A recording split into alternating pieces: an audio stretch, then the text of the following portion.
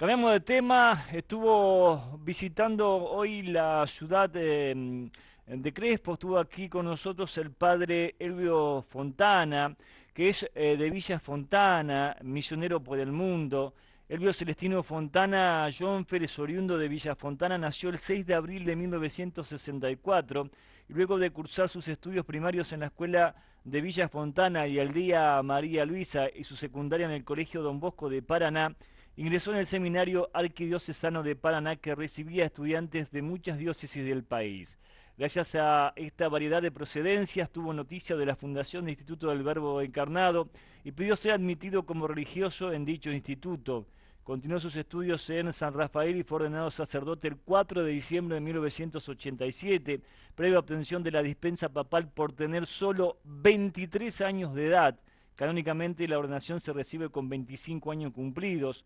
Su primer oficio pastoral fue como maestro de novicios, quien recibe a los jóvenes que quieren ser sacerdotes, hasta 1990, que viajó a Roma para hacer sus estudios de filosofía. Regresó en 1993 y trabajó hasta 1999 como profesor, maestro de novicio y luego como rector del Seminario Mayor del Verbo Encarnado, que en ese entonces contaba con 120 estudiantes. Habló con nosotros, esta es su historia. La vocación es un regalo enorme de Dios. Mi familia fue religiosa, yo con ellos aprendí a rezar y a participar a la Santa Misa, eso fue una gran gracia. Pero luego me dieron también mucha libertad para poder continuar mis estudios en Paraná. Mi familia vive en Villa Fontana, son distancias muy pequeñas, pero en aquel tiempo para nosotros, para un joven, era una gran distancia. Y con mucha confianza me dejaron estudiar solo, vivir.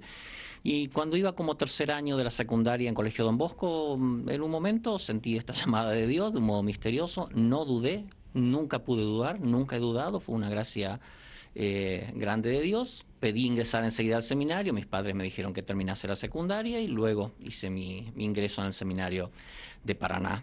Allí conocí seminaristas casi de todo el país, porque venían de todas las diócesis.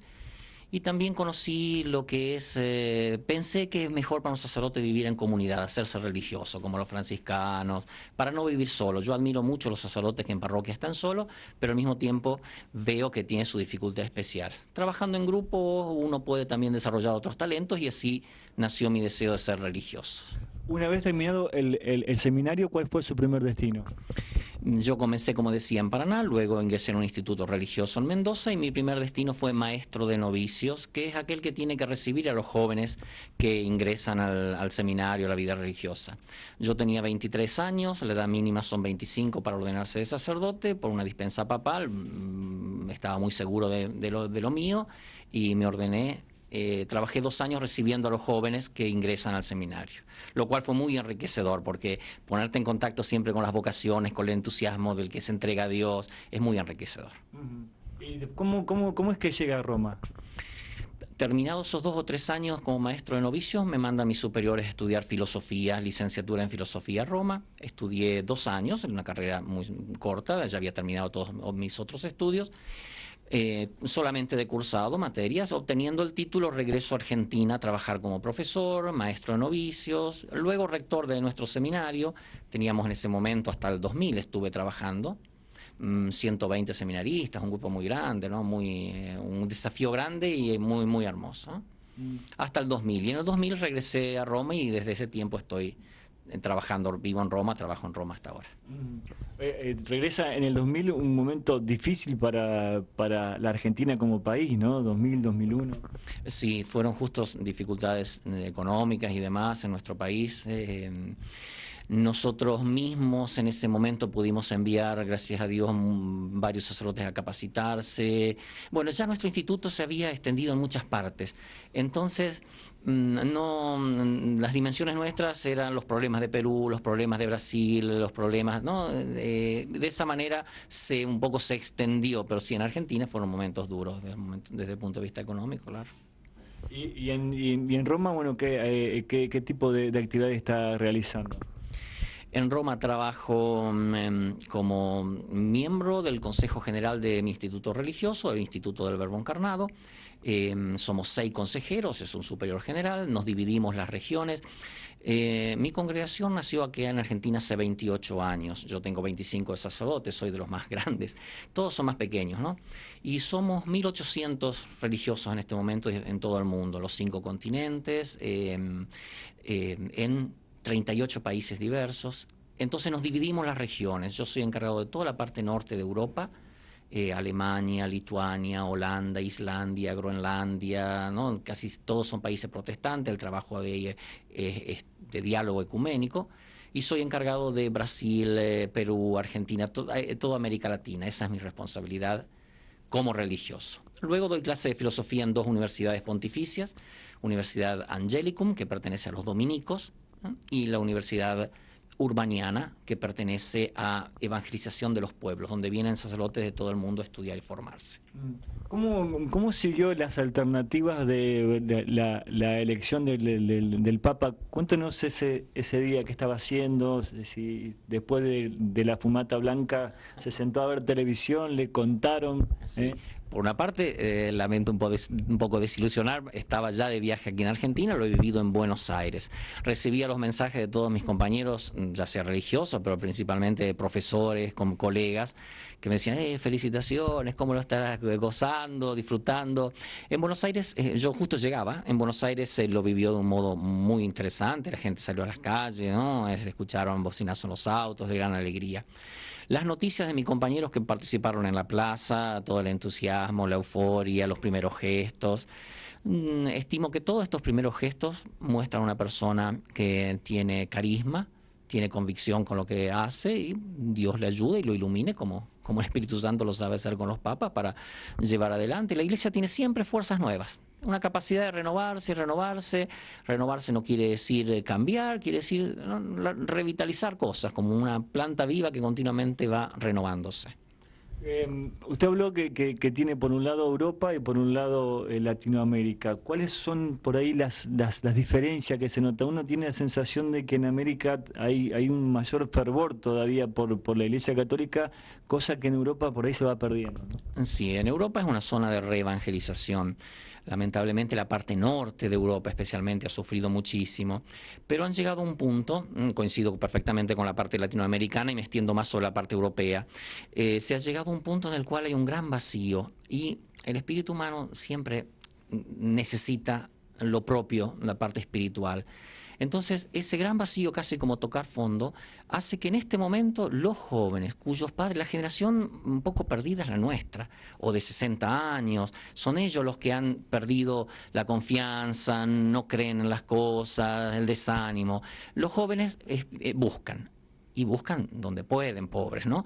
Pero si hay un ofrecimiento bueno, por ejemplo, nosotros tenemos de Holanda, de Alemania, tenemos vocaciones, jóvenes estupendos, cuyos padres no creen en nada.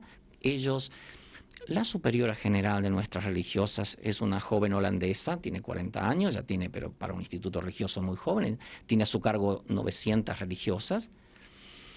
No conocía de adolescente la confesión, no conocía de adolescente y de joven porque no se acostumbraba.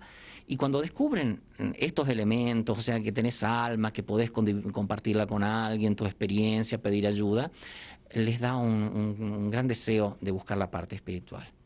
Pero es un trabajo muy particular. Me tocó visitar hace un año, perdón que me extienda, Groenlandia, ¿no? Groenlandia, la ciudad capital Nuuk, tiene 70.000 habitantes, Nuuk un poco menos, 50.000, 70.000 habitantes. Hay solo 70 católicos, solo 70 católicos. Pero es impensable para nosotros que haya un lugar, un territorio así grande, que no tenga la misa de un sacerdote, la misa del domingo. Entonces hemos mandado misioneros, sacerdotes, 2 sacerdotes.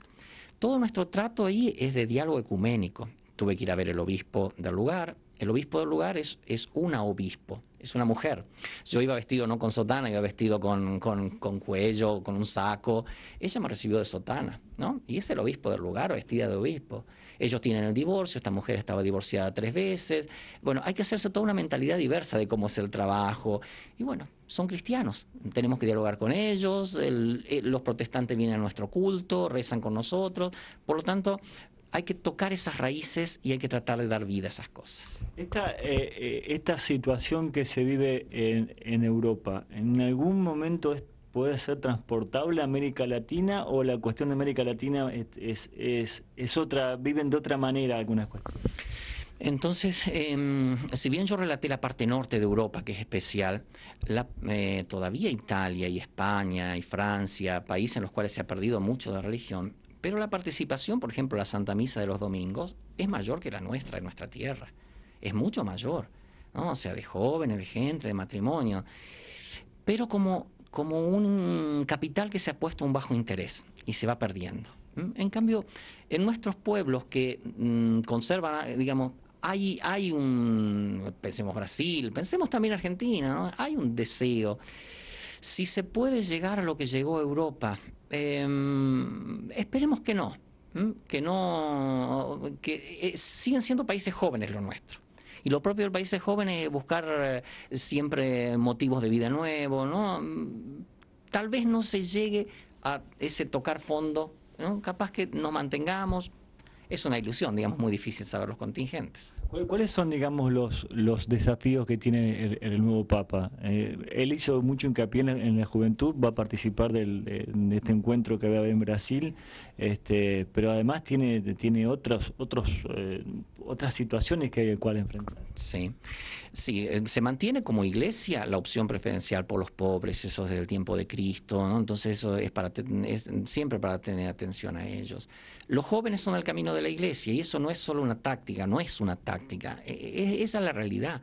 De ahí surgen las vocaciones, de ahí surgen los matrimonios, de ahí. Ahora, como grandes desafíos, el desafío más grande en este momento, estimo yo, es una opinión personal, pero viviendo en Europa se lo palpa muchísimo, es el tema de los musulmanes, ¿no? Es el tema, es una cultura muy distinta a la nuestra y es una cultura que se hizo sistema político.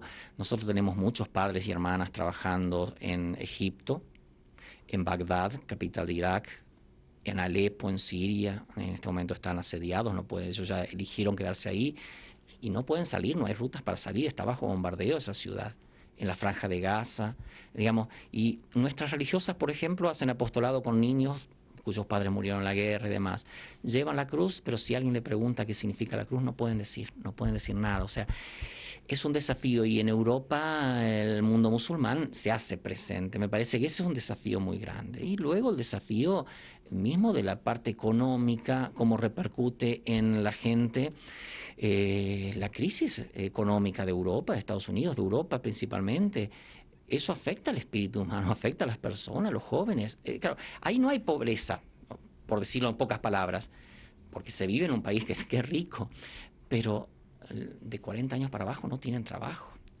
Y eso es una pobreza en pocos años, y eso es una pobreza del espíritu, una persona que no se realiza porque no tiene el trabajo.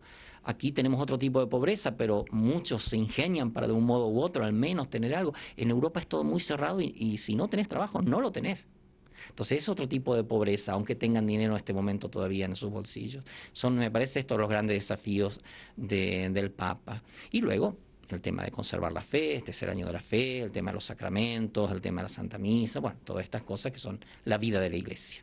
Padre, por último, desde de lo teológico, de lo filosófico, ¿qué nos pasa a los argentinos? Porque todo el mundo dice, tienen todo para ser un país, digamos, potencia, un país tiene alimentos, y hasta a veces nosotros mismos no nos entendemos, ¿no? Digo, ¿se puede explicar estas cuestiones?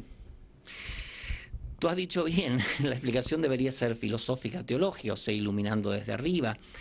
Chesterton hizo una hermosa comparación en uno de sus libros, este gran escritor inglés, el niño que ve que surge el viento fuerte, los árboles que se mueven, y le dice al papá, papá, decile a los árboles que no hagan viento.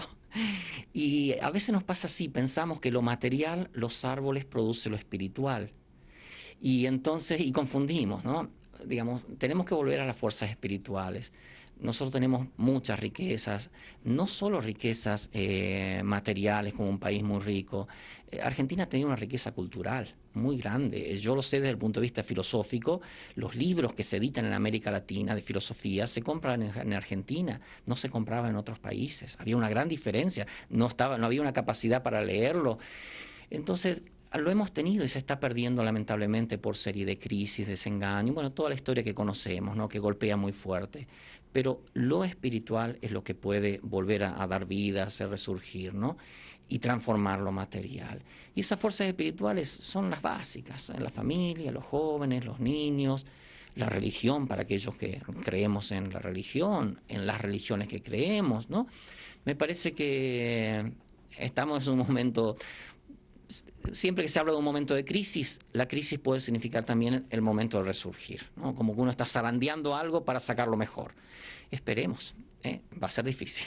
La sensación que uno tiene es que vivimos permanentemente en crisis, ¿no? Sí, sí. 40.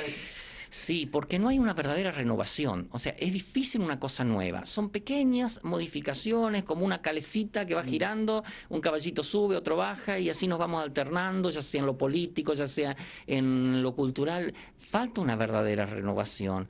Ahora, esa renovación tiene que venir por grandes...